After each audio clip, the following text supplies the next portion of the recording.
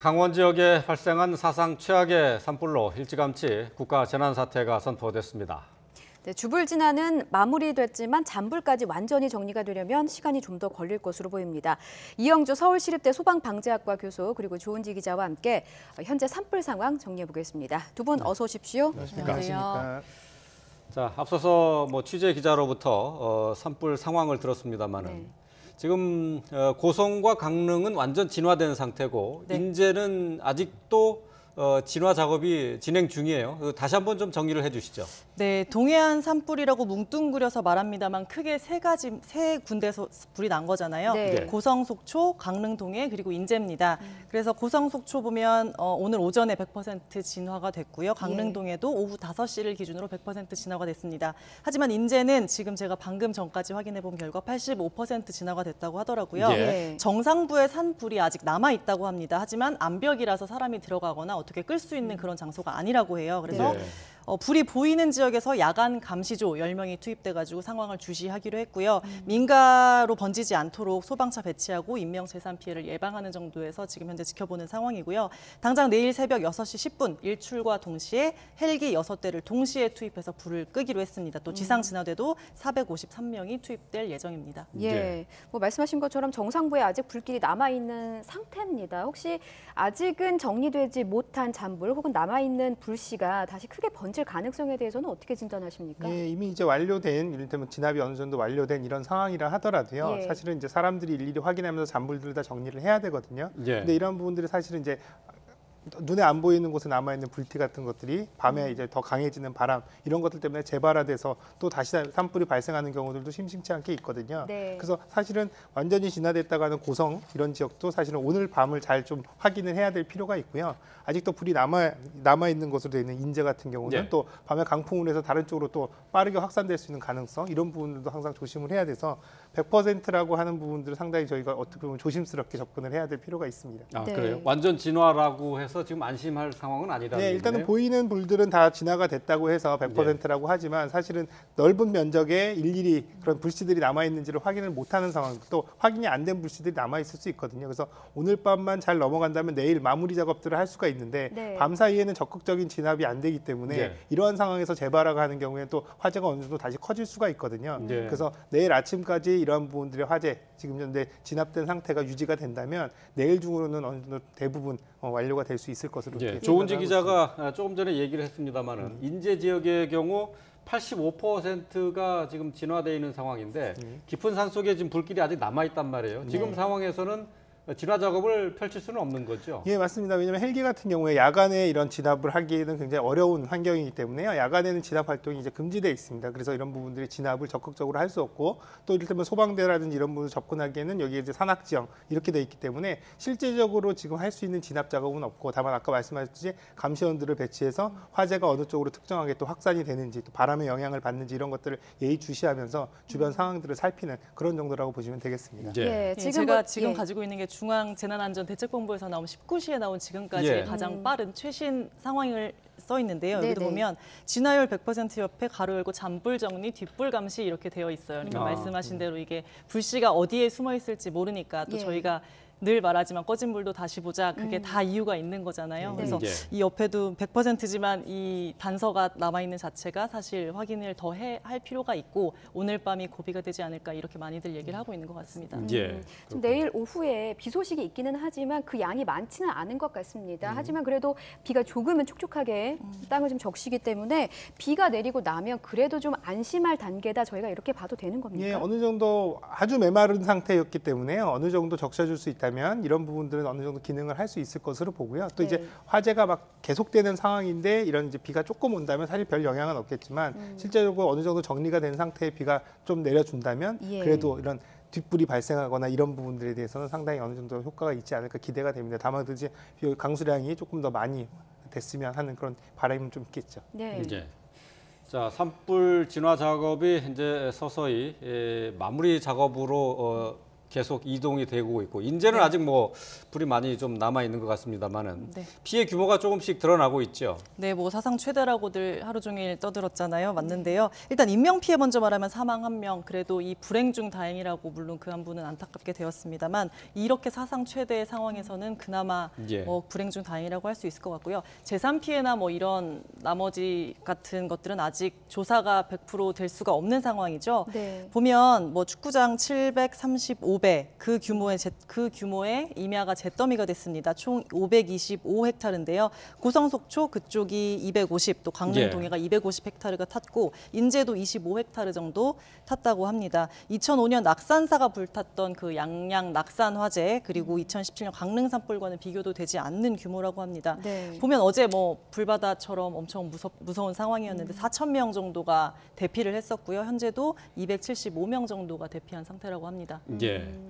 자, 그 화재 소실 규모가 이제 525헥타 네. 이렇게 나와 있는데 이게 사람이 이제 느낄 수 있는 숫자로 좀 바꾸어 보자면은 1헥타가 가로 세로 100m, 100m잖아요. 예, 맞습니다. 그럼 525헥타면은 이게 52.5km 양쪽으로 네, 맞습니다. 가로 세로 52.5km예요. 예, 그래서 뭐 이걸 비유로 하자면 많이 이제 보도도 됐지만 여의도 면적의 2배 정도, 네. 그리고 또 실제로 축구장 면적으로는 한 780개 정도, 이 정도 면적이 소실이 됐다고 하니까 상당히 많은 면적이 짧은 기간에 대비해서 또 하룻밤 사이에 예. 소실됐다는 건 굉장히 큰 소실 면적을 보이는 예. 거죠. 그렇네요. 조은지 기자가 조금 전에 이제 산불 정리를 해주시면서 2005년 낙산사를 전소시킨 양양 산불도 네. 얘기를 했고 사실 이번 고성 산불과 양양 산불이 좀 여러모로 비교가 많이 되는 것 같습니다. 전문가가 보시는 게 더 중요할 예, 실제로 이제 많이 비교가 되기도 하고요. 또 유사한 점들이 많이 있다고 얘기를 하죠. 그 양양 산불 당시에도 굉장히 강한 바람에 의해서 빠르게 화재가 확대됐다는 점에서는 굉장히 공통점이 있고요. 예. 또 그런 부분들의 피해도 굉장히 많이 컸던 부분들도 이 공통점으로 생각이 되는데요. 다만 이제 이번에 발생했던 화재 같은 경우는 특히 더더욱이 문제가 됐던 것들은 이전까지는 대부분 민가라든지 이런 부분들, 산불의 면적은 크더라도 직접적인 사람들의 생활 환경에 영향을 미치는 부분들은 상대적으로 좀 덜했거든요. 예. 근데 이번에는 대부분 사람들이 직접 주거하는 이런 지역 쪽까지 빠르게 확산이 돼서 아까 인터뷰에 보니까 미처 대피할 상황도 없을 정도로 예.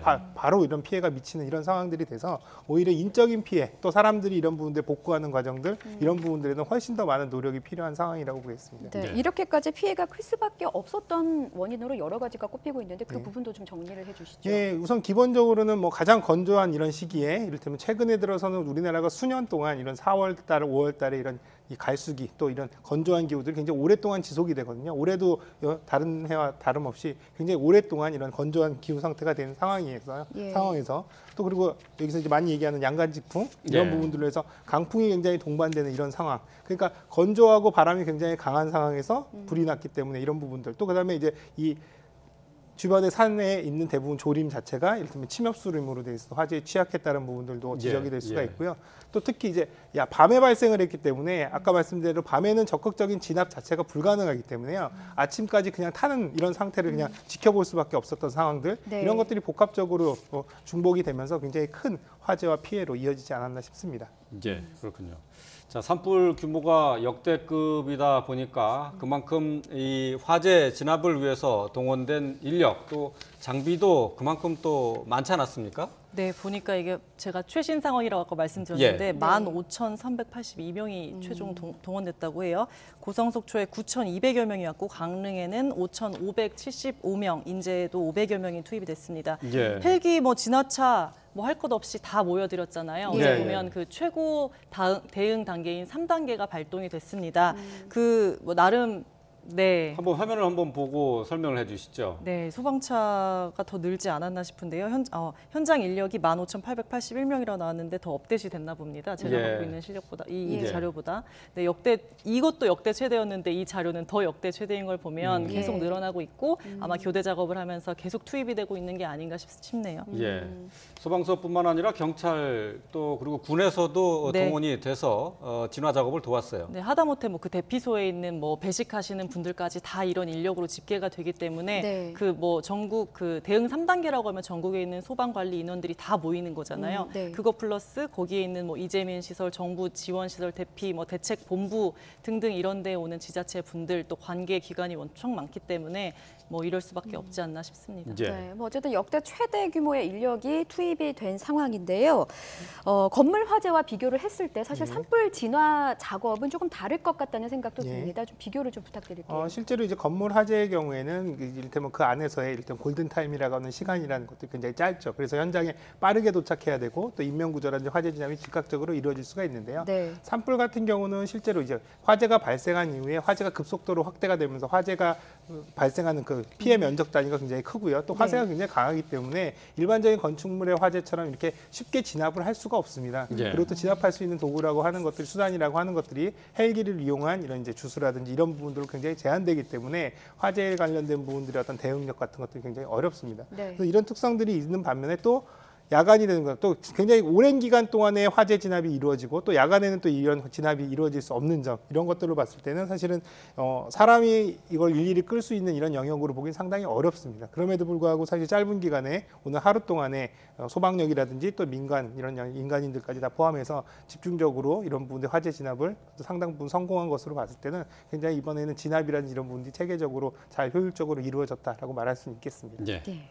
자, 산불 발생 원인도 좀 살펴보도록 하겠습니다. 고성 산불 같은 경우에는 전신주에서 일어난 스파크가 원인인 것으로 일단 잠정적으로 이렇게 추정하고 있는 거죠. 네, 맞습니다. 그 도로에서 이제 제보된 그 영상을 보면 실제로 이제 전신주에서 스파크가 발생을 하면서 이런 부분들이 이제 화재가 발생을 하고 이런 불티들이 급속하게 바람을 통해서 이 비산되는 이런 장면들이 찍혀 있거든요. 네. 그래서 어쨌든 간에 굉장히 이례적인 상황이긴 하지만 이 영상을 토대로 추정을 해본다면 어쨌든 지금 얘기되고 있는 개폐기 이런 부분들이 다만 이제 이런 부분들이 있습니다. 발표한 대로 이물질이 그런 부분들에 닿아서 발생했다라는 부분들보다는 무엇인가의 충격에 의해서 이런 부분들이 전선이 탈락되면서 문제가 생긴 것인지 네. 아니면 이런 부분들이 피복 상태가 좋지 않은 상태에서 이물질이 이런 부분들에 끼어서 합선을 유발했든지 뭐 이런 부분들이 조금 더 면밀하게 들여다볼 필요는 있거든요. 예. 어쨌든 간에 뭐 다른 요인들을 정확하게 확인하기 어렵다면 지금 이쪽 부분에 어떤 화재의 원인을 좀 집중적으로 좀 혐의를 두고 확인을 해볼 필요는 예. 있습니다. 예. 근데 산불 발생의 원인, 그러니까 발화 지점이나 이런 걸 찾기는 사실 쉽지 않잖아요. 보통. 예, 맞습니다. 왜냐하면 산속에서 발생하는 부분들 같은 경우는 사실은 대부분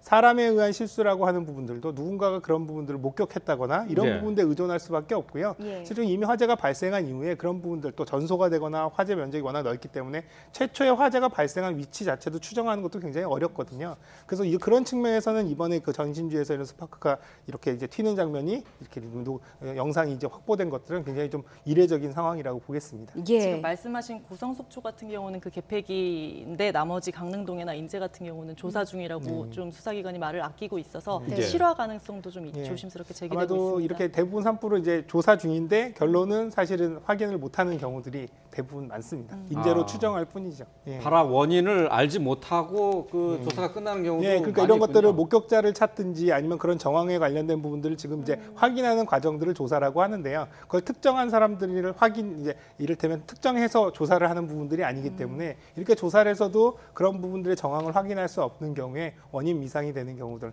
혹은 또 뭐 다른 요인에 의한 것으로 추정하는 정도로 끝날 가능성이 높습니다. 예, 네. 혹시나 이 사건과 관련해서 목격하신 분들의 어떤 적극적인 제보를 좀 부탁드려야 하는 상황인 것 같네요. 예, 맞습니다. 예, 이번에는 뭐 대처와 수습도 중요하니까 좀 알아보겠습니다. 정부가 오늘 오전 9시를 기해서 국가 재난 사태를 선포했어요. 네, 맞습니다. 일단 행정부 이와 별개로 조기 수습 위해서 재난안전 특별 교부세 40억 했고요. 재난 예. 구호 사업비도 2억 5천만 원 긴급 지원을 했습니다. 예. 그 국가 재난 사태가 선포가 되면요. 법에 예. 따라서 인력, 장비, 물자 다 동원할 수 있습니다. 그리고 해당 지역의 공무원 비상 소집해서 다 모여라 할 수 있고요. 예. 지역에 대해 거기 위험하니까 가지 마 이렇게 얘기할 수 있고 재난 예방에 필요한 조치도 할 수 있습니다. 그러니까 좀 발빠른 조치라고 할 수 있죠. 어제 첫 신고가 나온 게 오후 7시 17분이었던 거 보면 그래도 밤에 회의도 하고 발빠르게 대응 3단계도 발령을 하고 아침에 재난 사태까지 선포하면서 발빠르게 됐습니다. 또 문재인 대통령이 바로 현장에 갔잖아요. 원래는 진화 작업에 또 방해가 될까 봐 또 이렇게 VIP가 또 가고 이러면 현장에서 좀 소홀할 수 있다 이런 우려도 있었는데 큰 불길이 비교적 빠르게 잡히면서 오후 3시 40분 현장에 찾았고요. 진화 상황 또 피해 집계 현황 또 이재민도 만나가지고 얘기도 듣고 위로도 하고요. 30분 정도 머물면서 정부 지원 약속도 했습니다. 이것과 별개로 또 특별 재난 지역 선포 또 검토해봐라 이렇게 지시를 예, 했는데요. 예. 이렇게 되면 가장 다른 게 돈입니다. 예산을 또 추가로 예. 지원을 할 수가 있어요. 그래서 주민의 생계 안정 비용 또 복구에 필요한 행정, 재정, 금융, 의료 비용을 더 줄 수 있기 때문에 뭐 이번 경우에 검토가 된다면 뭐 예비비나 추경이나 이런 예. 쪽에서 아마 또 국회 논의가 있을 것으로 보입니다. 네. 아무래도 지금 글쎄 산불로는 동해안에서 일어난 산불로는 사실 보기 힘든 그런 재난이었기 때문에 보상을 위해서는 국가에서 뭐 특별 재정 지원도 분명히 검토를 해야 될 부분인 것 같습니다. 네, 지금까지 이영조 서울시립대 소방방재학과 교수 그리고 조은지 기자와 함께 현재 산불 상황 정리해봤습니다. 두 분 말씀 고맙습니다. 감사합니다. 감사합니다.